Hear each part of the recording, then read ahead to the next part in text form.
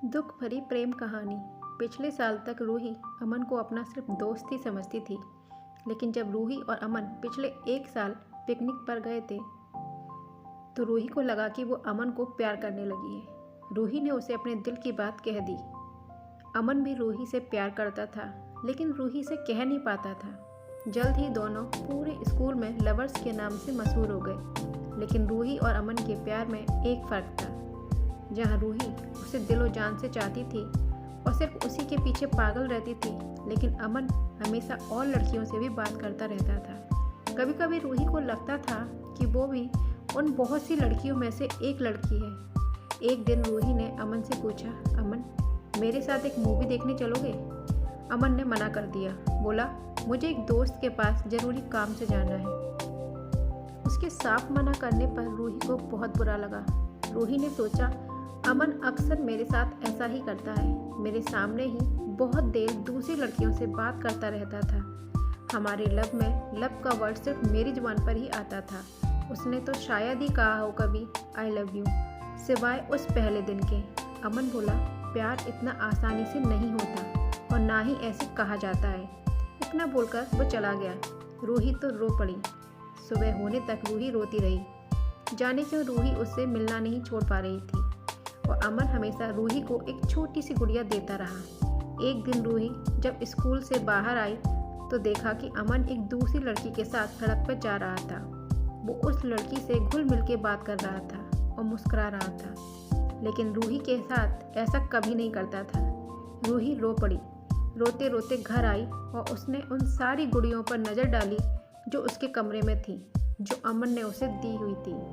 रूही को लगा कि ये सारी गुड़ियाँ उसे मुंह चढ़ा रही हैं। उसने गुस्से में वो सारी गुड़ियाँ उठाई और ज़मीन पर फेंक दी। अचानक अमन का फ़ोन आया। बोला, जल्दी से घर के बाहर पार्क में आ जाओ। रूही को गुस्सा तो बहुत आ रहा था। वह चली गई। मिली तो बोली, क्या है? उसने फिर एक बड़ी सी गुड़िया मेरे हाथ में रख दी। मैंने कहा, नहीं चाहिए मुझे तुम्हारी गुड़िया। क्या है ये सब? ना तो मुझे ये गुड़िया चाहिए, ना मुझे तुमसे अब मिलना है। ये कह के रूही ने वो गुड़िया वहीं सड़क पर फेंक दी। पहली बार अमन की आंखों में कोई इमोशन नज़र आया। उसकी आंखों में आंसू थे। वो बोला, आई एम सॉरी, और वो जाकर उस गुड़िया को उठाने लगा। रूही चिल्लाई, अब उस गुड़िया को उठाने की क्या ज़रूरत है? पड़ी रहने दो उसे वहीं पे। लेकिन वो सड़क के किनारे उसे उठाकर खड़ा हुआ और रूही की तरफ देखने लगा। अचानक एक ट्रक बड़ी तेज़ी से आया, लेकिन अमन अपनी जगह से हिला ही नहीं। रूही चिल्लाई, अमन हटो हटो, लेकिन अमन उस गुड़िया को हाथ में लिए रूही की ओर देखता रहा और इतनी ही देर में उस ट्रक ने अमन को जोर से टक्कर मार दी। इस तरह अमन रूही की ज़िंदगी से चला गया। उसके जाने के बाद एक एक दिन रूही ने कैसे गुजारा रूही जानती थी। रो रो के रूही का बुरा हाल था। कई महीने ऐसे ही बीत गए। फिर एक दिन रूही ने ऐसे ही उसकी एक गुड़िया उठा ली। यही तो है उसकी निशानियाँ रूही के पास। रूही अमन के साथ बिताए हुए उन लम्हों को याद करके एक एक गुड़िया उठाने लगी। 1, 2, 3 और गिनती 453 तक पहुंच गई। रूही रो पड़ी।